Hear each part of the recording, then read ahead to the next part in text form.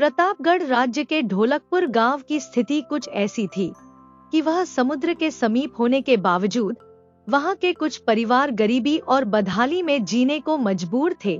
इसी गांव में रतन नाम का एक गरीब मछुआरा अपनी पत्नी राधा के साथ रहता था। रतन का जीवन समुद्र से मिलने वाले सीमित साधनों पर निर्भर था। एक दिन सुबह जब रतन अपना जाल लेकर समुद्र की ओर जाने की तैयारी कर रहा था, तभी राधा आंखों में आंसू लिए धीरे धीरे उसके पास आई। उसका स्वर दुहक और निराशा से भरा था। राधा ने कहा, पिछले 1 महीने से तुम रोज समंदर में मछलियां पकड़ने जा रहे हो, लेकिन तुम्हारे जाल में 1-2 मछलियों से ज्यादा नहीं फंसती। तुम्हारी मेहनत के बाद भी हम सिर्फ एक वक्त का खाना जुटा पाते हैं।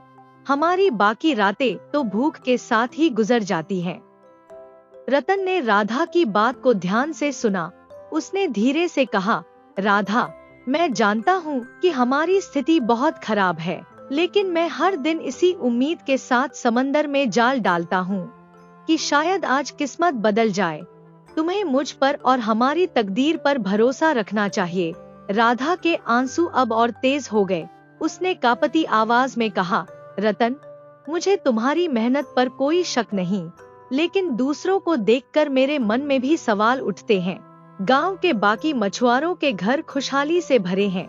उनकी पत्नियां, उनके बच्चे, सबकी जिंदगी में कोई न कोई खुशी है, और हमारा हाल देखो।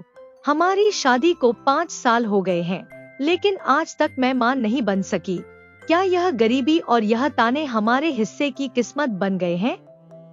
राधा की बातों ने रतन को भीतर तक झकझोर दिया। उसकी आंखों में आंसू आ गए, लेकिन उसने खुद को संभालते हुए कहा, राधा, मुझे यकीन है कि एक दिन हमारी स्थिति जरूर सुधरेगा। हमें भगवान पर भरोसा रखना होगा। हमारी मेहनत और प्रार्थना एक दिन जरूर रंग लाएगी। राधा ने उदास स्वर में जवाब दिया, तुम्हें अंदाजा भी है, पड़ोस की महिलाएं अब मुझे बांझ कहने लगी हैं। यह बात मेरे दिल को चीरती है। रतन ने गहरी सांस ली और बिना कुछ कहे अपना जाल उठाया। उसकी आंखों में दर्द और संघर्ष साफ झलक रहा था। वह चुपचाप घर से बाहर निकल गया। रतन समंदर की ओर अपने जाल के साथ बढ़ ही रहा था कि तभी रास्ते में उसे गुस्से से भरा जमींदार दिखाई दिया। जमींदार ने ऊंची आवाज में पुकारा, ए रतन, ओ रतन, रुक जा, मैं तेरे घर ही जा रहा था। चलो, अच्छा हुआ जो तू मुझे रास्ते में ही मिल गया। रतन, जो पहले से ही परेशान था, थोड़ा सहम गया। उसने जमींदार की ओर मुड़कर विनम्रता से कहा, क्या हुआ मालिक? मुझसे कोई गलती हो गई है क्या? जमींदार ने अपनी मूंछों को ताव देते हुए क्रोध से कहा, गलती? ए भाई, भूल गया तू? कुछ महीने पहले तूने अपनी पत्नी की बीमारी का बहाना बनाकर मुझसे कर्जा लिया था। अब तक वो कर्जा चुकाया क्यों नहीं? मुझे आज ही मेरा धन चाहिए। रतन ने सर झुकाकर निवेदन किया, मालिक, मैंने कोई बहाना नहीं बनाया था। मेरी पत्नी वाकई गंभीर रूप से बीमार थी। जितना भी धन आपने दिया था, वह सब उसके इलाज में ही खर्च हो गया। मेरी हालत बहुत खराब है, कृपया थोड़ा समय और दे दीजिए। जमींदार ने ठहाका लगाते हुए कहा, ए भाई, मुझे तेरे हालात से कोई मतलब नहीं है। मैं सिर्फ इतना जानता हूँ कि कल सुबह तक मेरा धन लौट आना चाहिए, नहीं तो मैं तुझे और तेरी पत्नी को घर से बाहर फेंक दूंगा, समझा तू? रतन की आंखों में आंसू आ गए, पर जमींदार ने उसकी तकलीफ की ओर कोई ध्यान नहीं दिया। उसने सख्त लहजे में कहा, तू जाल में मछलियां फेंकता है या नहीं, इससे मुझे कोई फर्क नहीं पड़ता। अब मैं तुझे अपने जाल में फंसा कर रहूंगा। याद रखना, कल सुबह तक मेरा हिसाब पूरा कर देना। इतना कहकर जमींदार अपने आदमी लेकर वहां से चला गया।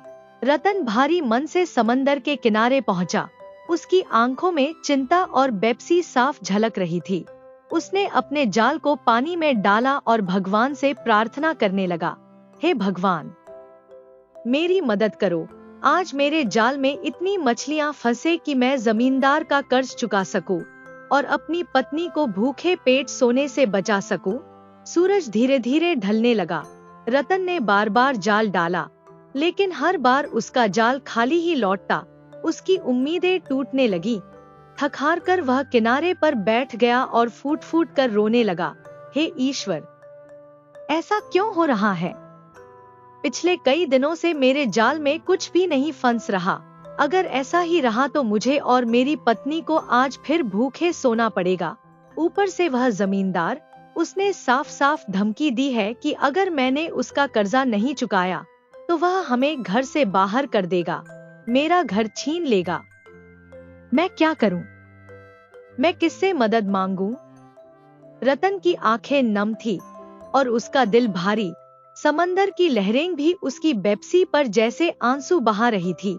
रतन रात तक समंदर के किनारे एक पत्थर पर बैठा रहा।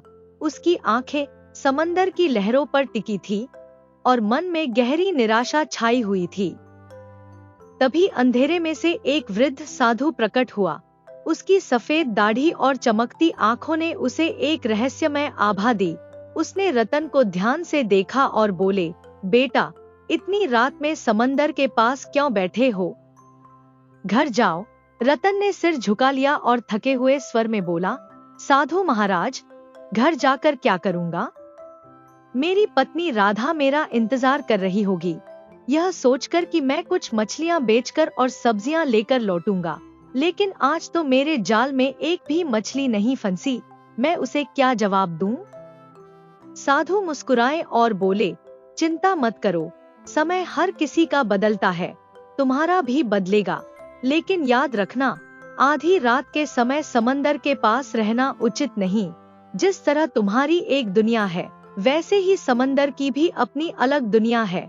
इतना कहकर साधु ने रतन की ओर एक गहरी दृष्टि डाली और वहां से चले गए। रतन कुछ देर तक साधु की बातों को सोचता रहा।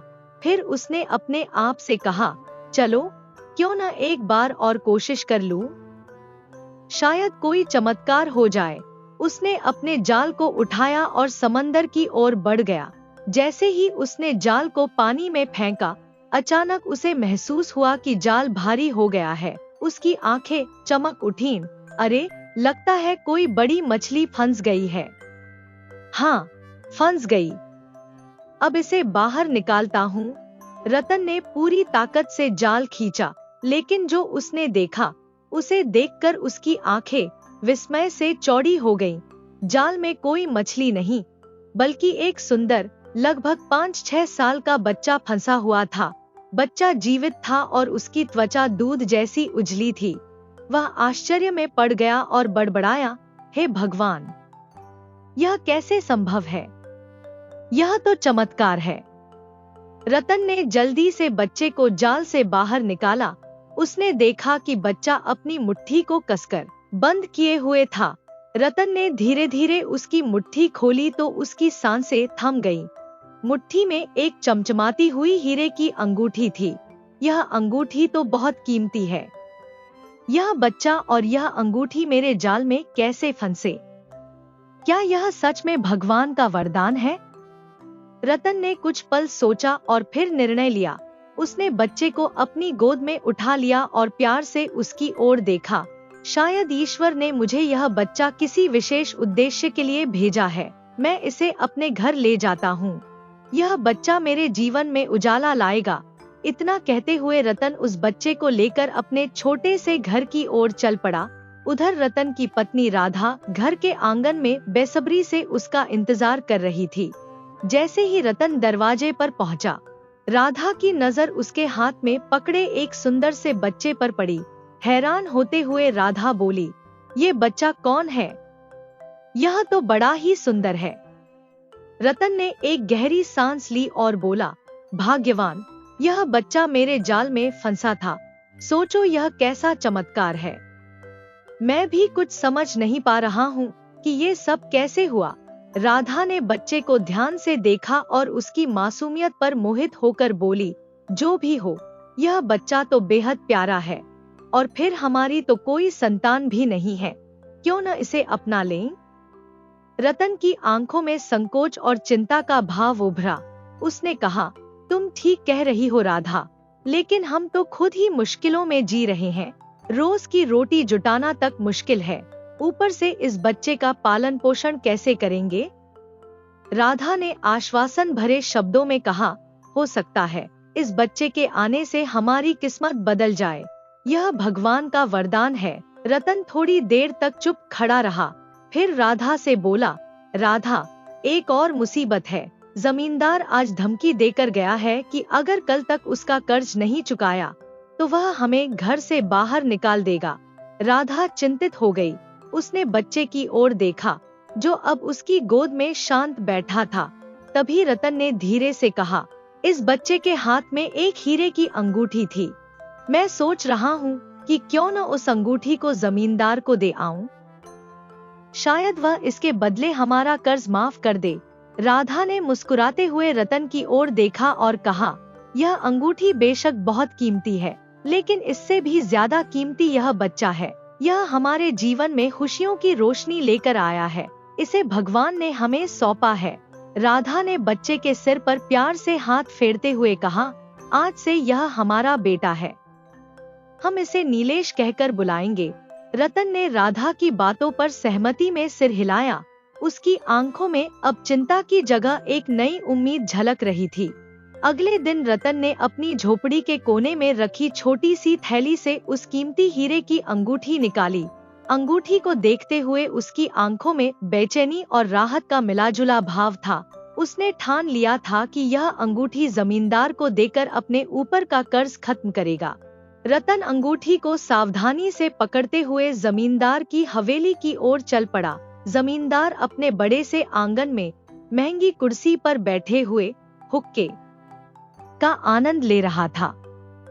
जैसे ही उसने रतन को आते देखा, उसने तंज कसते हुए कहा, अरे मछुआरा रतन, आज तो जल्दी आ गया। कहीं मेरे पैसे लेकर आया है क्या? रतन ने झुकते हुए उत्तर दिया, जमींदार साहब, पैसे तो नहीं हैं, लेकिन मेरे पास यह हीरे की अंगूठी है। इसे ले लीजिए और मेरा कर्ज माफ कर दीजिए।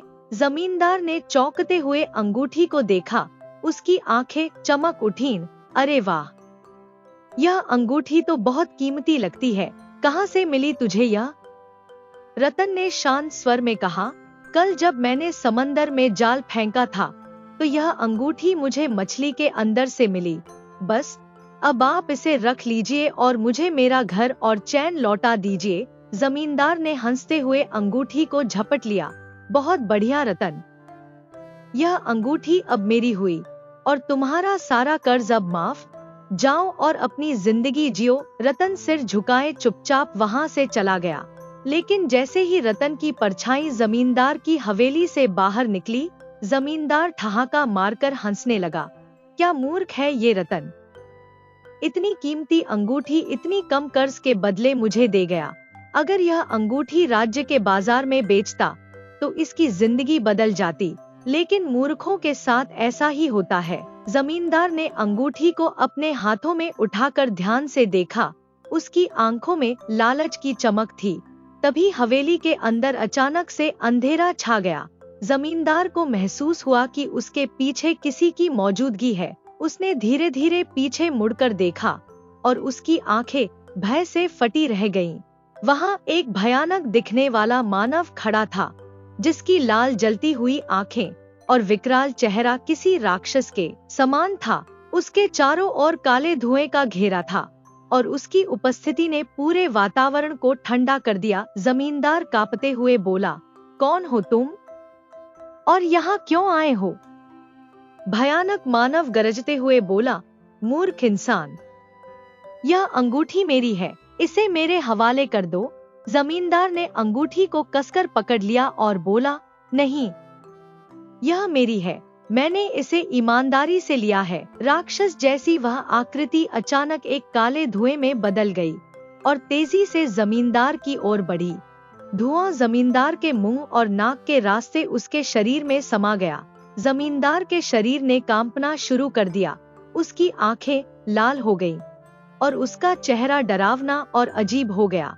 वह जोर से चीखा और अचानक गायब हो गया। उस जगह पर केवल अंगूठी पड़ी रह गई, जो अब फीकी और साधारण दिख रही थी। हवेली में अजीब सन्नाटा छा गया। ऐसा लग रहा था जैसे कोई अदृश्य शक्ति वहां मंडरा रही हो। वह अंगूठी अब रहस्यमयी और डरावनी बन चुकी थी और जमींदार के लालच का अंत हो गया था। समय अपनी रफ्तार से गुजरता गया। रतन और राधा अपने जीवन के कठिन दौर को पीछे छोड़कर समुद्र से निकले उस रहस्यमयी बच्चे, जिसे उन्होंने नीलेश नाम दिया था, उसे पालने पोसने में जुट गए। 5 साल मानो पलक झपकते बीत गए। नीलेश अब 10 वर्ष का हो चुका था। उसका मासूम चेहरा और चमकती आंखें मानो उसके उज्जवल भविष्य की गवाही देती थी। एक दिन नीलेश अपने पिता रतन के पास दौड़ता हुआ आया और उत्साह से बोला, पिताजी, पिताजी, क्या आज मैं भी आपके साथ मछलियां पकड़ने चल सकता हूँ? रतन ने उसकी बाल सुलभ जिज्ञासा पर मुस्कुराते हुए कहा, अरे हाँ, क्यों नहीं। अब तो तुम 10 साल के हो गए हो। चलो, आज मेरे साथ समंदर का अनुभव लो। नीलेश और उसके पिता मछलियां पकड़ने का सामान लेकर समंदर के किनारे पहुंचा। वहां समंदर की लहरें शांत थी, जैसे वह इस नए मछुआरे का स्वागत कर रही हों। नीलेश उत्सुकता से अपने पिता की ओर देखकर बोला, पिताजी, क्या मैं जाल फेंक सकता हूँ? रतन ने हंसते हुए कहा, बिल्कुल बेटा। लो, यह जाल पकड़ो और फेंक दो। देखना कैसे मछलियां तुम्हारे जाल में आएंगी। नीलेश ने अपने छोटे छोटे हाथों से जाल फेंका। कुछ ही क्षणों में जाल भारी हो गया। रतन ने आश्चर्य से कहा, अरे वाह बेटा, ऐसा लग रहा है कि तुम्हारे जाल में कुछ बड़ा फंसा है। चलो इसे खींचते हैं। जब उन्होंने जाल को खींचा तो उसकी चमकती आंखों में खुशी और हैरानी झलक रही थी। जाल में ढेर सारी मछलियां फंसी थीं। रतन अवाक होकर बोला, अरे, यह तो चमत्कार है। मैंने अपनी पूरी जिंदगी में इतनी मछलियां एक साथ कभी नहीं देखी। बेटा, तुम्हारा हाथ तो सच में बड़ा भाग्यशाली है। नीलेश मुस्कुराते हुए बोला, पिताजी, अब आप इन्हें बाजार में बेच दीजिए। इनसे हमें अच्छे पैसे मिलेंगे। रतन ने सहमति में सिर हिलाया और मछलियों को बेचने के लिए बाजार चला गया। जब वह घर वापस लौटा तो उसके हाथ में 25 स्वर्ण मुद्राएं थीं। राधा, जो दरवाजे पर खड़ी उसका इंतजार कर रही थी, मुद्राएं देखकर दंग रह गई। राधा ने मुद्राओं को हाथ में लेते हुए कहा, अरे, इतनी स्वर्ण मुद्राएं! मैंने तो अपने जीवन में कभी इतने पैसे एक साथ नहीं देखे। रतन ने गर्व से मुस्कुराते हुए सारी घटना बताई। यह सब हमारे नन्हे रतन का कमाल है। मैंने तुमसे कहा था ना, इस बच्चे के आने से हमारी किस्मत बदलेगी। आज मुझे यकीन हो गया है कि हमारी खुशहाल जिंदगी का समय आ गया है। राधा की आंखों में खुशी के आंसू थे। उसने नीलेश को गले लगाते हुए कहा, बेटा, तुम हमारी जिंदगी का सबसे बड़ा वरदान हो। अब मैं तुम्हें हमेशा के लिए सफलता की ओर बढ़ते देखना चाहती हूँ।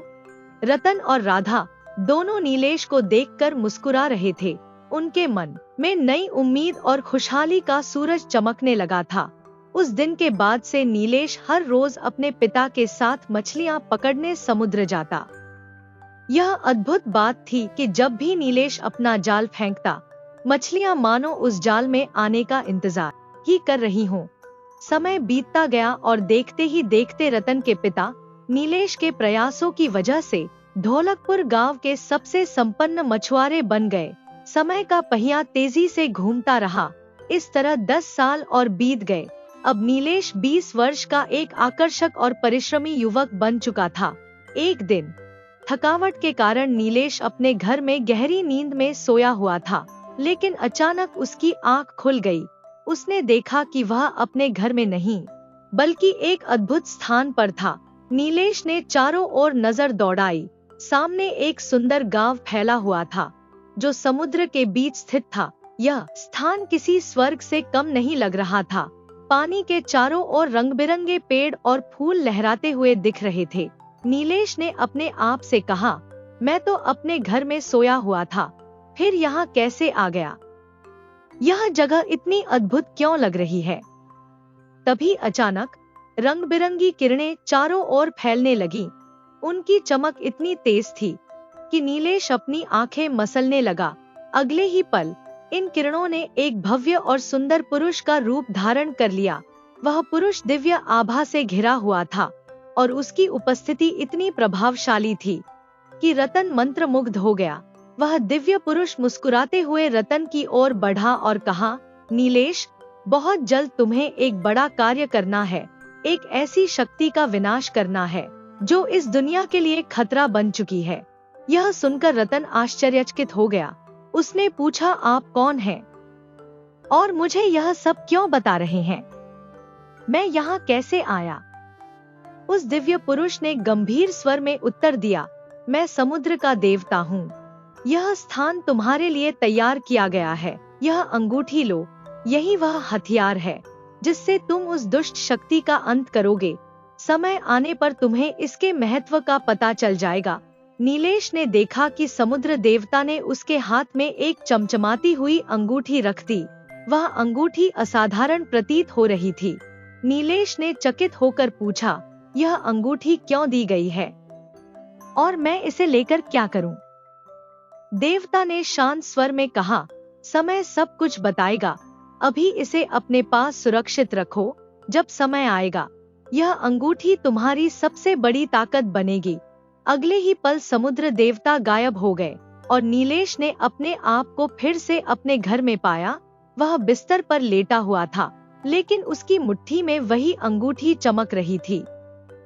नीलेश ने खुद से कहा, यह क्या हो रहा है? क्या यह सपना था या हकीकत? यह अंगूठी सच में मेरे पास कैसे आई? और वह देवता, वह कौन थे? तभी नीलेश के कानों में वही दिव्य आवाज गूंजी, इस अंगूठी को अपनी अलमारी में छुपा दो। जब सही समय आएगा यह अंगूठी तुम्हारे भाग्य को प्रकट करेगी। नीलेश ने देवता की बात मानी। उसने अंगूठी को अपनी अलमारी में छुपा दिया, लेकिन उसके मन में रहस्य और सवालों का एक सैलाब उमड़ पड़ा। यह सब कुछ क्यों हो रहा है? क्या मेरे जीवन में कुछ बड़ा घटने वाला है? नीलेश के चेहरे पर चिंता और उत्सुकता का मिश्रण था। तभी नीलेश की आंखें अचानक खुल गईं। उसका शरीर पसीने से तरबतर था और वह तेजी से सांस ले रहा था। माथे पर बहते पसीने की बूंदें देखकर नीलेश के माता पिता रतन और राधा घबरा गए। राधा चिंतित होकर बोली, क्या हुआ बेटा? तुम्हारी ये हालत क्यों हो गई? नीलेश ने गहरी सांस लेते हुए कहा, माँ, मैंने एक बहुत ही अजीब और विचित्र सपना देखा। ऐसा सपना जिसे समझना मेरे लिए मुश्किल है। नीलेश ने अपने सपने की पूरी कहानी रतन और राधा को सुनाई। समुद्र के देवता, वह अद्भुत अंगूठी और वह संदेश, सब कुछ सुनकर रतन और राधा एक दूसरे को देखने लगे। रतन ने मुस्कुराते हुए कहा, बेटा, सपने तो सपने होते हैं, उन पर इतना विचार करना ठीक नहीं। चलो अब सो जाओ, रात बहुत हो चुकी है। नीलेश ने अपने पिता की बात सुनते हुए सिर हिलाया और वापस सो गया, लेकिन उसके मन में अब भी कई सवाल उमड़ घुमड़ रहे थे। अगले दिन राजा विक्रम की सुंदर पुत्री राजकुमारी सुलेखा अपनी दासी के साथ समुद्र के किनारे खड़ी थी। समंदर की शांत और लहराती लहरों को देखना उसे बहुत भाता था, लेकिन उसके मन में एक दुख भी था। पिताजी तो मुझे महल से बाहर ही नहीं निकलने देते। राजकुमारी ने अपनी दासी से कहा, आज मैं चुपके से यहाँ आई हूँ। कितना सुकून है इस समंदर के पास। दासी ने थोड़ा डरते हुए कहा, राजकुमारी, आपके कहने पर मैं आपको यहाँ ले तो आई हूँ, लेकिन मुझे डर है। अगर महाराज को यह पता चल गया तो वह मुझे नहीं छोड़ेंगे। सुलेखा हंसते हुए बोली, डरने की कोई जरूरत नहीं, मैं पिताजी को समझा दूंगी, तुम्हें कुछ नहीं होगा। सुलेखा की बात पूरी भी नहीं हुई थी कि अचानक वहाँ एक युवक आ गया। वह साधारण कपड़ों में था, परंतु उसके हाथ में एक बांसुरी थी। उसने बांसुरी बजानी शुरू की। उसकी बांसुरी की मधुर धुन सुनकर राजकुमारी मंत्रमुग्ध हो गई। सुलेखा ने दासी से कहा, देखो कितनी अद्भुत बांसुरी बजा रहा है यह व्यक्ति।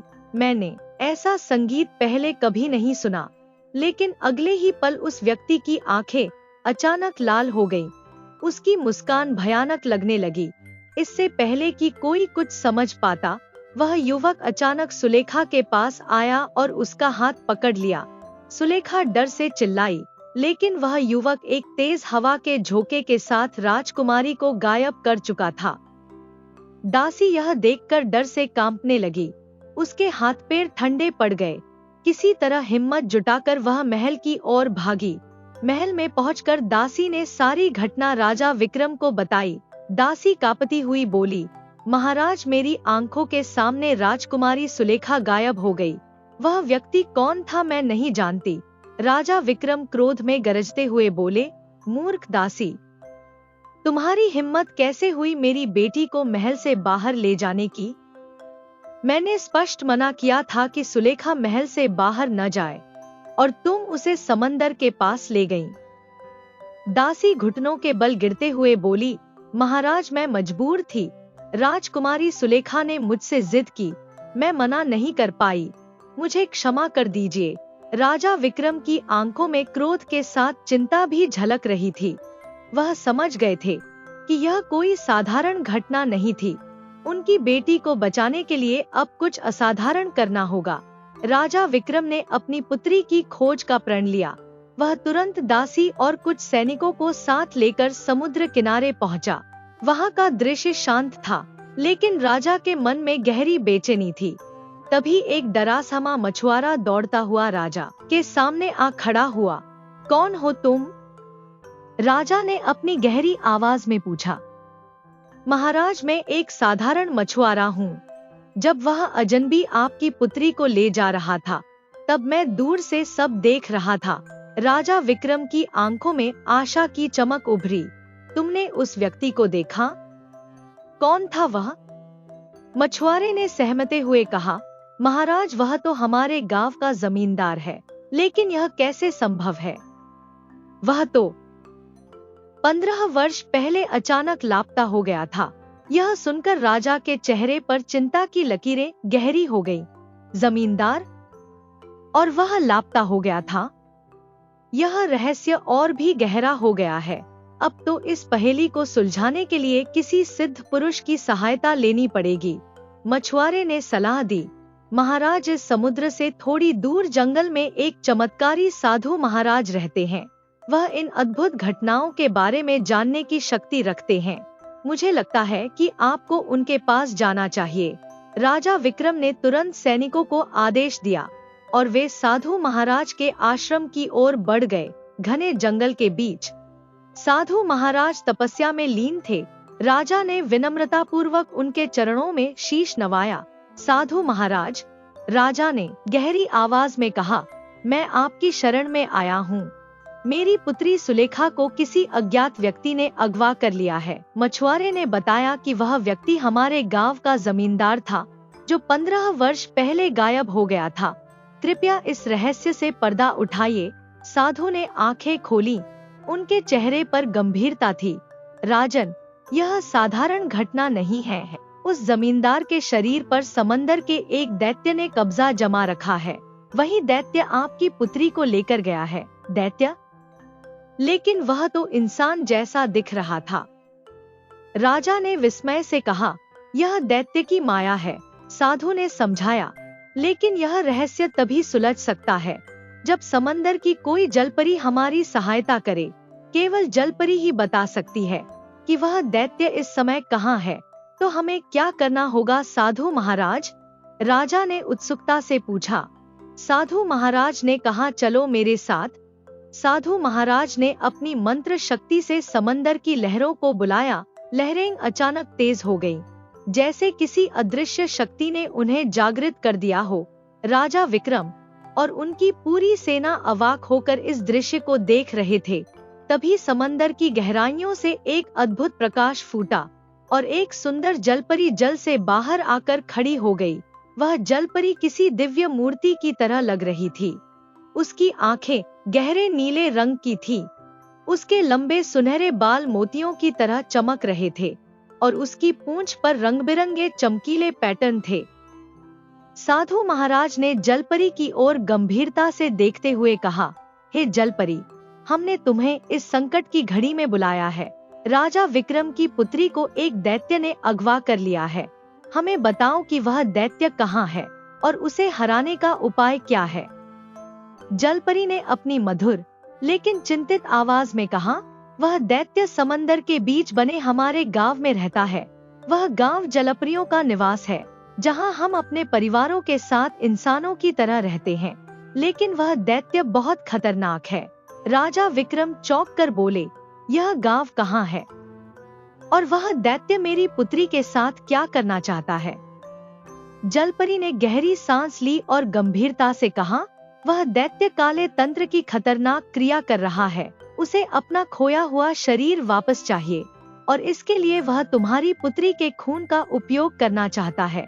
यह सुनकर राजा विक्रम और रतन के चेहरों पर भय के भाव आ गए। राजा बोले, यह दैत्य कौन है और वह ऐसा क्यों कर रहा है। जलपरी ने रहस्यमयी कहानी सुनानी शुरू की। सदियों पहले यह दैत्य समंदर का आतंक था। उसने हमारे जलपरी समाज को बर्बाद करने की कसम खा ली थी। हमारी जलपरियों की रानी ने समंदर के देवता की साधना की और उनकी कृपा पाई। देवता ने क्रोध में आकर उस दैत्य से उसका शरीर छीन लिया। शरीर छिन जाने के बाद वह कमजोर और लाचार हो गया। उसने काले जादू के बल पर अपना प्रभाव बढ़ाने की कोशिश की, लेकिन देवता ने जलपरियों की रानी को एक चमत्कारी हीरे की अंगूठी दी और कहा कि उसका पुत्र ही उस दैत्य का अंत कर सकता है। महाराज चौंक कर बोले, उस अंगूठी का क्या हुआ। जलपरी की आंखें नम हो गईं। उसने कहा, रानी का पुत्र जब केवल 5 वर्ष का था तभी वह दैत्य उसे अगवा कर ले गया, लेकिन इत्तेफाक से वह बच्चा उस चमत्कारी अंगूठी के साथ खेल रहा था। अंगूठी उसके साथ गायब हो गई। जलपरियों की रानी ने एक बार फिर जल देवता का आह्वान किया। गहरे समुद्र की लहरों से उठती रोशनी के बीच जल देवता प्रकट हुए। रानी ने करुण भाव से विनती की, हे जल देवता, मेरे पुत्र का क्या हुआ? क्या वह सुरक्षित है? जल देवता ने शांत स्वर में कहा, चिंता मत करो रानी, तुम्हारा पुत्र जीवित है और वही उस दैत्य का अंत करेगा। समय आने पर वह अपने कर्तव्य को निभाएगा। उसी समय रतन अपने पुत्र नीलेश के साथ समुद्र किनारे मछलियां पकड़ने आया हुआ था। शांत वातावरण में अचानक उन्हें किसी बातचीत की आवाज सुनाई दी। उत्सुकता के साथ वे दोनों छिपकर देखने लगे। सामने जलपरी और साधु महाराज के बीच गहरी चर्चा चल रही थी।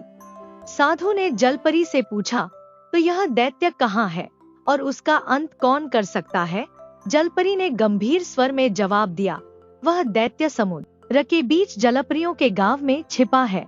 उसका अंत केवल वह कर सकता है जो जलपरियों की रानी का खोया हुआ पुत्र है।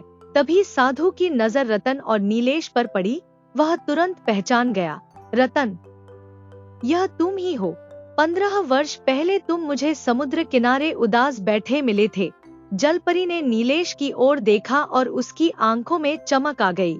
वह भावुक होकर बोली, साधु महाराज, यह युवक इंसान नहीं है, यह तो हमारी जलपरी जाति का है। यह रानी का खोया हुआ पुत्र है। मैं इसे दूर से पहचान सकती हूँ। यही वह योद्धा है जो उस दैत्य का अंत कर सकता है। रतन अवाक रह गया। साधु ने गहरी नजरों से देखते हुए पूछा, सच सच बताओ, यह युवक कौन है? रतन ने भारी मन से कहा, साधु महाराज, 15 साल पहले मैंने नीलेश को समुद्र में अपने जाल में फंसा पाया था। हमारी कोई संतान नहीं थी, इसलिए हमने इसे अपना पुत्र समझकर पाला, लेकिन मुझे नहीं पता था कि यह मानव नहीं बल्कि जलपरियों का राजकुमार है। यह सुनकर नीलेश के चेहरे पर अचानक सब कुछ स्पष्ट होने का भाव आया। वह गहरी सांस लेकर बोला, पिताजी, अब मुझे समझ आया।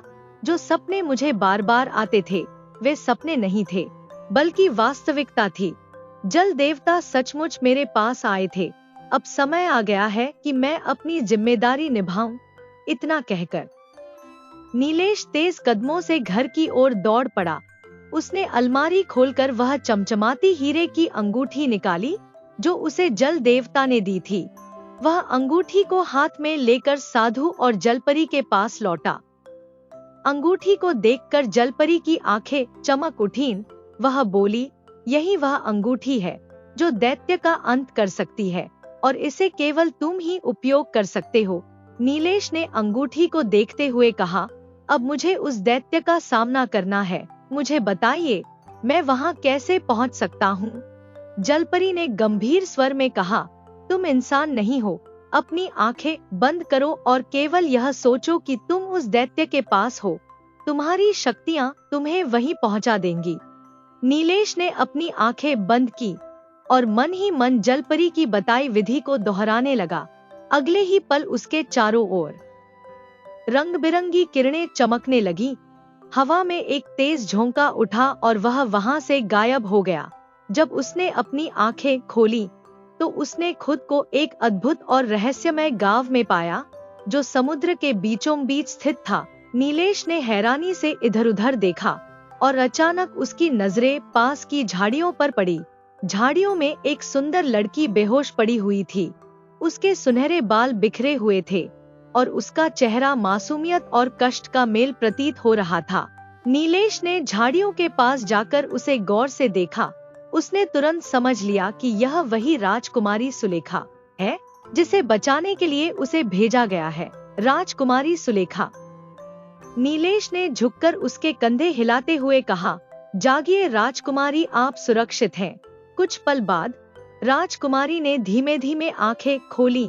उसकी बड़ी बड़ी आंखों में आश्चर्य और डर का मिश्रण था। वह धीरे से उठी और नीलेश को घूरते हुए बोली, मैं कहाँ हूँ? ये जगह कौन सी है? मैं तो अपनी दासी के साथ समुद्र की लहरों का आनंद ले रही थी। तभी एक व्यक्ति आया, उसने मेरा हाथ पकड़ा और उसके बाद मुझे कुछ भी याद नहीं। नीलेश ने उसे शांत करते हुए कहा, चिंता मत कीजिए राजकुमारी, आप समुद्र के बीच एक रहस्यमय गांव में हैं। मैं आपको आपके पिता राजा विक्रम के पास सुरक्षित ले जाऊंगा।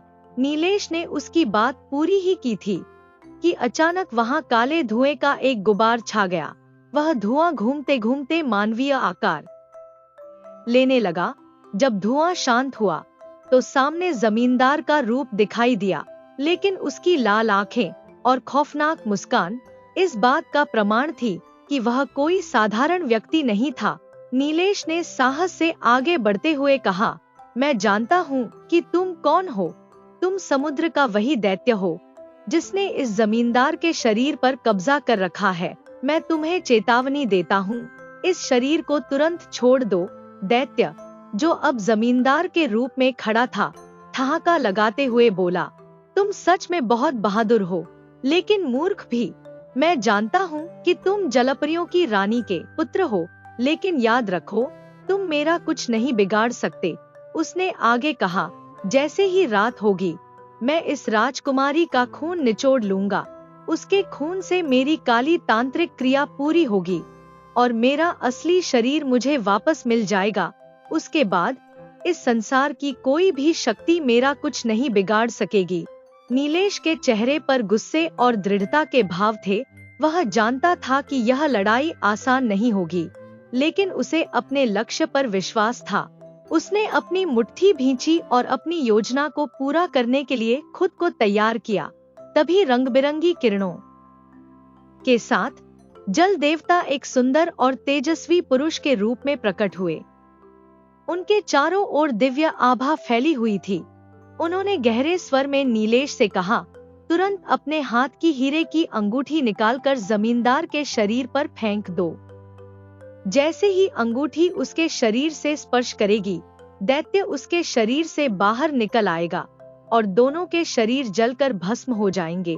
नीलेश घबरा गया और बोला, लेकिन महाराज, जमींदार का क्या दोष? वह तो निर्दोष है। जल देवता ने गहरी सांस लेते हुए कहा, तुम्हारा सवाल वाजिब है, पर सत्य यही है कि जमींदार की मृत्यु तभी हो गई थी जब इस दैत्य ने उसके शरीर पर कब्जा किया था। अब यह सिर्फ एक खोखला शरीर है। जल्दी करो, समय बहुत कम है। नीलेश ने बिना एक पल गवाए हीरे की अंगूठी निकाली और जमींदार के शरीर की ओर फेंक दी। जैसे ही अंगूठी ने उसके शरीर को छुआ, जमींदार के मुंह से काले धुएं का भयानक बादल बाहर निकलने लगा। देखते ही देखते वह धुआं एक विशालकाय और डरावने मानव जैसे दैत्य का रूप धारण कर लिया। उसकी लाल आंखें क्रोध से जल रही थी। दैत्य ने जोर से चिल्लाते हुए कहा, तुम सब मुझे नहीं रोक सकते, मैं अमर हूँ। लेकिन उसी पल जमींदार और दैत्य दोनों के शरीर में अचानक आग लग गई। जलती हुई लपटें आसमान तक उठीं और कुछ ही क्षणों में वे राख बनकर हवा में विलीन हो गए। जल देवता मुस्कुराते हुए नीलेश की ओर मुड़े और बोले, नीलेश, जो सपना तुमने देखा था वह सपना नहीं, बल्कि तुम्हारे अतीत की सच्चाई थी। जब तुम 5 वर्ष के थे और इस चमत्कारी अंगूठी से खेल रहे थे, तब यह दैत्य तुम्हें उठा ले गया था। वह तुम्हें मारने ही वाला था कि मैं वहां पहुंच गया। मैंने उसे रोक दिया और वह डरकर भाग गया। तुम समंदर की लहरों में बह गए और किनारे पर जाकर रतन मछुआरे के जाल में फंस गए। नीलेश यह सुनकर हैरान रह गया। जल देवता ने आगे कहा, तुम्हारे पालन पोषण के लिए भगवान ने रतन मछुआरे को चुना था। उसने तुम्हें बचाकर अपने पुत्र के रूप में अपनाया, लेकिन दुर्भाग्यवश वह अंगूठी उसने जमींदार को दे दी। दैत्य को यह पता था और उसने जमींदार के शरीर पर कब्जा कर लिया, मगर वह इंसानी शरीर में कमजोर पड़ गया और 15 वर्षों तक शक्तिशाली बनने के लिए प्रतीक्षा करता रहा। उसने राजकुमारी सुलेखा को इसलिए उठाया ताकि उसकी बलि देकर अपनी पूरी शक्ति वापस पा सके। जल देवता ने नीलेश के कंधे पर हाथ रखते हुए कहा, तुम्हारी बहादुरी और शुद्ध हृदय ने इस संकट को समाप्त कर दिया। अब तुम्हारा कर्तव्य पूरा हुआ। मैं अब जाता हूँ, लेकिन याद रखना, तुम्हारी शक्ति तुम्हारी सच्चाई में है। इतना कहकर जल देवता स्वर्णिम प्रकाश में लुप्त हो गए। रतन ने राहत की सांस ली और राजकुमारी सुलेखा को वापस महल ले जाने की तैयारी करने लगा। तभी वहां रंग बिरंगी किरणों के साथ एक वृद्ध जलपरी प्रकट हुई। उसकी उपस्थिति दिव्यता से भरी हुई थी और उसकी आंखों में वर्षों का स्नेह झलक रहा था। वह रतन की ओर देखते हुए बोली, तुम मेरे पुत्र हो और जिस गांव में तुम खड़े हो वही तुम्हारी असली दुनिया है। रतन ने एक गहरी सांस ली और धीरे से कहा, लेकिन मेरी परवरिश इंसानों के बीच हुई है और मैं उस दुनिया को नहीं छोड़ सकता। वृद्ध जलपरी के चेहरे पर एक हल्की मुस्कान उभरी। उसने स्नेह से कहा, मैं समझ सकती हूँ। जिन इंसानों ने तुम्हें पाला वे तुम्हारे लिए माता पिता के समान हैं। तुम उन्हें छोड़ नहीं सकते और मैं तुम्हें रोकने का प्रयास भी नहीं करूंगी। परंतु यह मत भूलो कि तुम्हारी जड़ें इस गांव से जुड़ी हुई हैं। रतन ने नम्रता से जवाब दिया, माँ, आप चिंता मत कीजिए, मैं यहाँ आता रहूंगा। जब भी आपका मन हो मुझे पुकार लेना, मैं हमेशा आपके पास आऊंगा। वृद्ध जलपरी की आंखों में चमक बढ़ गई। उसने आशीर्वाद देते हुए कहा, जब भी तुम्हारा मुझसे मिलने का मन करे, अपनी आंखें बंद कर लेना और मेरा स्मरण करना। तुम अपने आप को इसी गांव में पाओगे। यह कहते हुए वृद्ध जलपरी ने अपने दोनों हाथ आकाश की ओर उठाए। उसकी आंखों से रंग बिरंगी किरणें निकलने लगीं, जो नीलेश और राजकुमारी सुलेखा के शरीर पर पड़ने लगीं। वे दोनों धीरे धीरे हल्के प्रकाश में लिपटे और कुछ ही क्षणों में समुद्र के किनारे प्रकट हो गए। जैसे ही नीलेश और सुलेखा ने खुद को वापस धरती पर पाया, नीलेश के पिता रतन दौड़ते हुए उनके पास आए। उनकी आंखों से खुशी के आंसू बह रहे थे। उन्होंने नीलेश को गले लगाते हुए कहा, बेटा, मैं तो सोच रहा था कि अब तो कभी वापस नहीं आएगा। मेरा लाल, मेरा कलेजे का टुकड़ा, तू वापस आ गया। अब मेरी जान में जान आई। नीलेश ने अपने पिता को गले लगाते हुए कहा, पिताजी, आप कैसी बातें कर रहे हैं? मैं आपको और माँ को कभी नहीं छोड़ सकता। बस अब मैं यहाँ हूँ आपके पास। उनकी इस भावुक मुलाकात को देखकर वहाँ खड़े लोग भी भाव विभोर हो गए। राजा विक्रम ने अपनी पुत्री राजकुमारी सुलेखा को गले लगाते हुए कहा, सुलेखा, मैं तुम्हारे बिना अधूरा महसूस कर रहा था। अब तुम वापस आ गई हो, मेरा संसार फिर से पूरा हो गया। राजा अपनी पुत्री को अपने महल ले गए। नीलेश भी अपने पिता के साथ वापस अपने घर आ गया। उनकी आंखों में संतोष और दिल में स्नेह की भावना थी। नीलेश के जीवन का एक रहस्यमय अध्याय खत्म हो चुका था, लेकिन उसकी आत्मा में समुद्र और उसकी जादुई दुनिया के साथ एक अनोखा बंधन हमेशा के लिए जुड़ गया था। दोस्तों, अगर आपको वीडियो अच्छी लगी हो तो जाने से पहले प्लीज इस वीडियो को लाइक और चैनल को सब्सक्राइब करते हुए जाइए। और हाँ, कमेंट में लिखकर जरूर बताएं कि आपको वीडियो कैसी लगी।